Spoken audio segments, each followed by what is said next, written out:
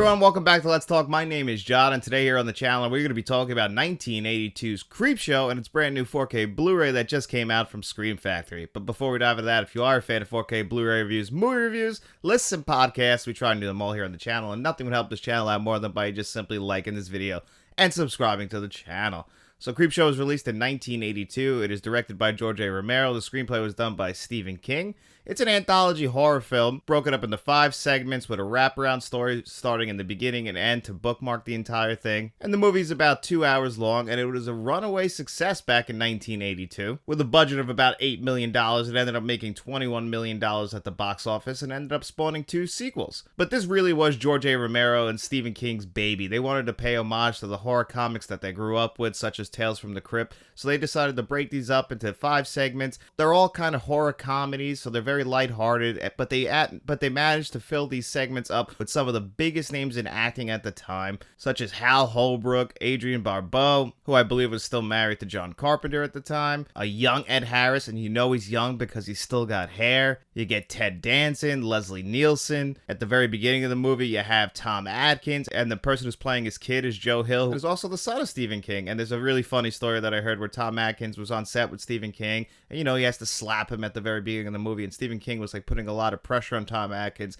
not to hit his son, and it was making Tom Atkins really worried like he was. And actually, when you watch the movie, it's pretty funny because it's very obviously like he didn't get close to Joe Hill at all. But anyway, all these segments are all pretty good. All of them are very entertaining. They're more comedy than horror. They're really there to be very entertaining, very fun. You know, the special effects are really what stands out to me. Tom Savini did the special effects on this, and they are just incredible. They really are the shining star to me. So when people say that, you know, we can do anything now with CGI, which we can, but you just can't replicate what Tom Savini was doing in horror films at the time. His special effects were second to none. They are scary. They do get under your skin, and it's really incredible what he's able to accomplish. I really love the effects early in the first segment, the Father's Day segment, where the body comes out and he's looking for his cake, and you get that red and blue lighting behind him. I got my cake. But you get that effect that almost looks like it's out of the movie Zombie, and it just looks just so good on your screen. Obviously, this new 4K is going to enhance that. And then the bugs in the last segment with E.G. Marshall. Again, how did you get E.G. Marshall to do this? He plays his part perfectly as well, but with all those bugs and everything, like, that's just all just so incredibly done, and that was all done practically. All the set design in each segment is done great. My personal favorite segment in this is the one with Ted Danson and Leslie Nielsen, Something to Tide You Over, which is, you know, a funny name as it is. I really like what they did with this one, where, you know, Tide is coming in and he sets the TV up for him so he can watch his girl get also drowned to death. But then the very end of it, when they come back and they start haunting Leslie Nielsen, and you get that light blue lighting over these incredible zombie designs. I just truly love that segment. I think that's the best in here. The Lonesome Death of Jordy Verrill. That one is probably the worst of them. Stephen King is not a great actor. I would say he's almost offensively bad, but it kind of works in this segment, but it's just not the best of them. The special effects in this one are just as great as well, though. Watching Stephen King just slowly turn into Jim Carrey's The Grinch from 2000 is great, and I also just love the very end of it where the world is just getting overwhelmed by this, and it starts to look like the world from The Last of Us. And the very end of that, when Stephen King does what he does to himself, it very much reminded me of the end of The Fly, which is really funny because they're only a few years apart, but the special effect and everything looked almost identical, so I thought that was pretty cool. But I don't think there's a bad segment in there. Even if that's the worst segment, they're all pretty good. They all don't overstay their welcome, so if you don't like a certain segment, it's not that long until you get to the next one, and I promise you'll probably like that one, because they're all pretty fun. They're all very lighthearted. There's nothing in here that is, like, offensively disgusting or something that's gonna really scare the hell out of you. Like, I watched this at a very young age. I feel like a lot of people watch this at a very young age, where you could actually watch this. It does kind of feel like a comic book, the way they did things with the editing, with the way it would dissolve into animation. Then we would get the segments in the comic book, and then it would flip, and then it would dissolve into the next segment. I thought that stuff is all awesome, and that was way ahead of its time. That's something, actually, it's funny because we talk about Into the Spider-Verse or Across the Spider-Verse making a movie look like a comic book. You know, they were really nailing this in 1982 with George A. Romero's film, that it doesn't get appreciated enough, because this does come across very much like a comic book. That's exactly what it was coming across as. It does feel like those 1950s horror comics.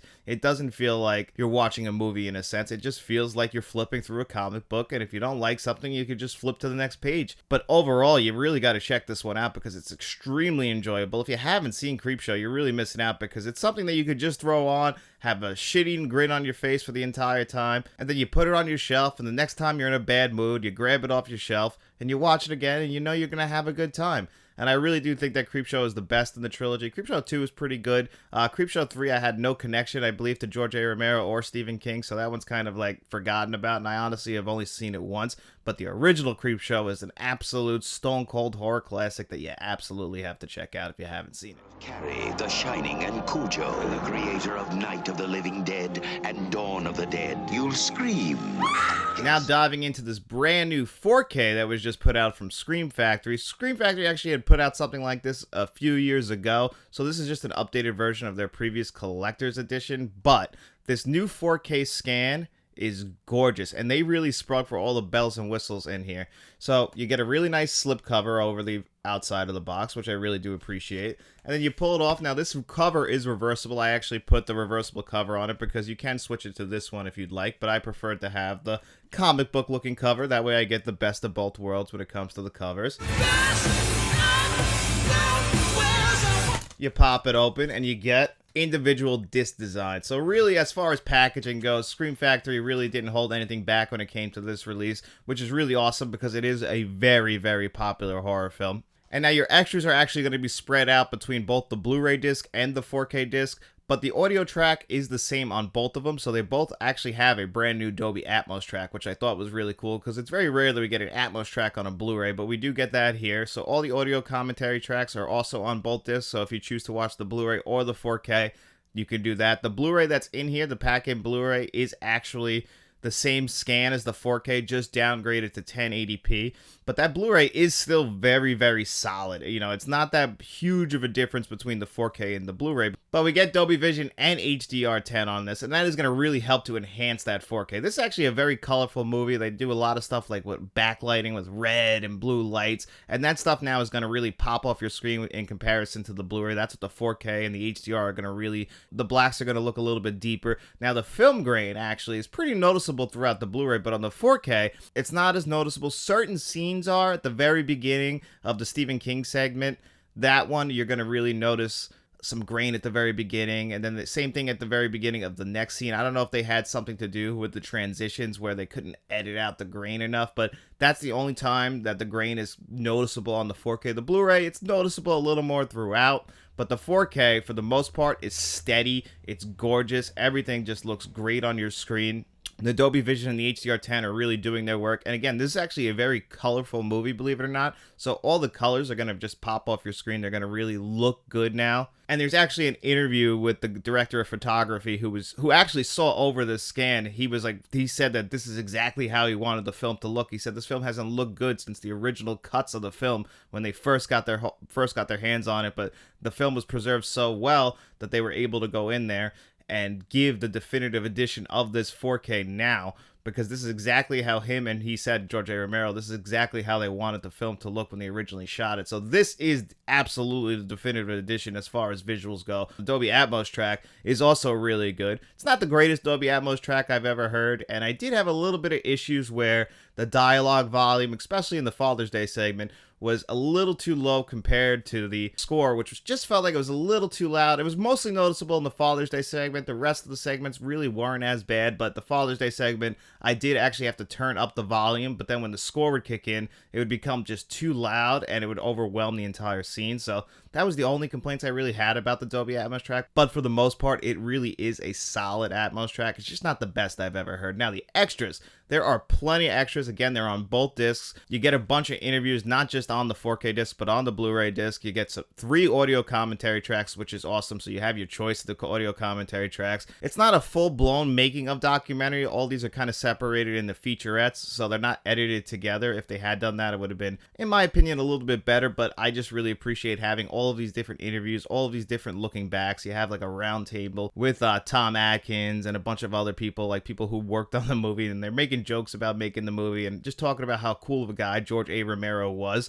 which from all accounts, he really was just an awesome person. I mean, the guy made us some of the greatest horror films ever. Between this, Dawn of the Dead, Night of the Living Dead, he really just knew how to make horror films, and he really worked great with Tom Savini. Again, Tom Savini's special effects in this movie really are just second to none. This is why they have documentaries talking about Tom Savini. Oh, and he pops up in this movie like he does in a lot of the movies he works on. He plays Garbage Man #2 technically, but you'll notice that mustache, ridiculous haircut he had going on in the 80s right when you see him. Anyway, you get all these interviews on here, so if you're a fan of Creepshow, they really just sprung for everything. You know, you get plenty of extras. You get a brand new 4K scan of the original camera negative that was overseen by the director of photography. So if you're a fan of this movie, this is a true definition of a collector's edition. You get everything you want. You get the reversible cover art. You get the individual disc design. You get a slipcover, and Scream Factory released special editions if you bought it through their website with another slipcover. So you could have got extras if you just bought it right through that. I actually ended up buying it through Best Buy. So right now through Best Buy, I believe it's $28.95 for the edition that I have, which really isn't a bad price for this. You get 2 discs. You get the Blu-ray, the 4K. There is extras for hours on here, so I can highly recommend you grab this one. And if I was going to give this a score out of 10, I would give this an 8.5 out of 10. You're definitely not going to want to miss this one. But anyway, guys, it's also Monday, and that means it's time for us to pick our 2 digital code giveaway winners. In Friday's video, I asked you guys 2 digital code giveaway questions. All you had to do was answer one of those in the comments section. And if you did, you came back to this video, I put your name on a magic wheel, and we spun that wheel 2 times.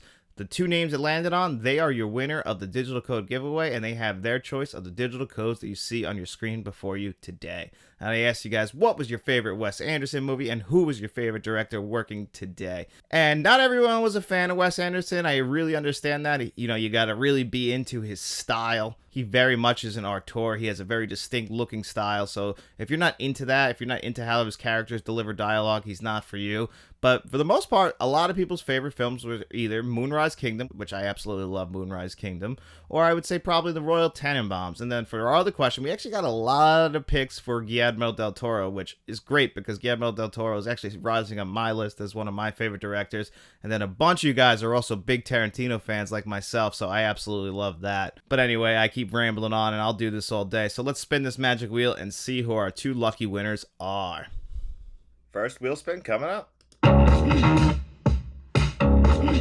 Whoa, taking the elevator, going up. I got a lot of ground to cover, and I'm in love with the good life. Can't give it up. Make it to the top, keep climbing. I wanna live it up. The good life. I'm coming up, I'm coming up. All right, Daniel Ann gets the first one. Daniel, we're going to remove you.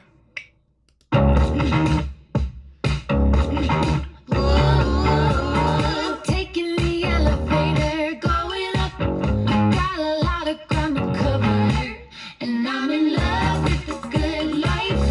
Can't give it up. Make it to the top, keep climbing. I wanna live it up. The good life. I'm coming up, I'm coming up. And Mr. G. All right, congratulations, Daniel N. and Mr. G. You guys know how this works. Make sure you reach out to us at either our email address, letstalkentmt@gmail.com, or you can always reach out to us on Facebook, Instagram, or Twitter. Direct message me. Let me know which of the digital codes you want. As long as the other winner didn't take that same code before you, that digital code is all yours.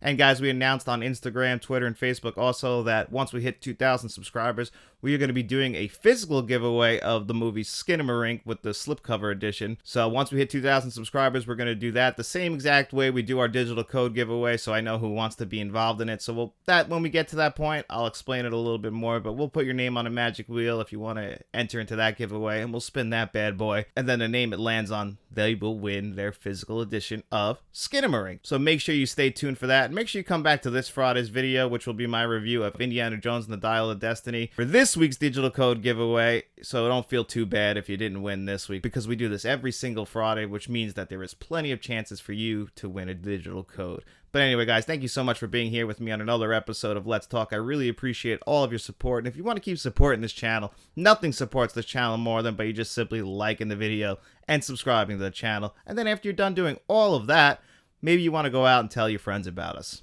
We'll be seeing you.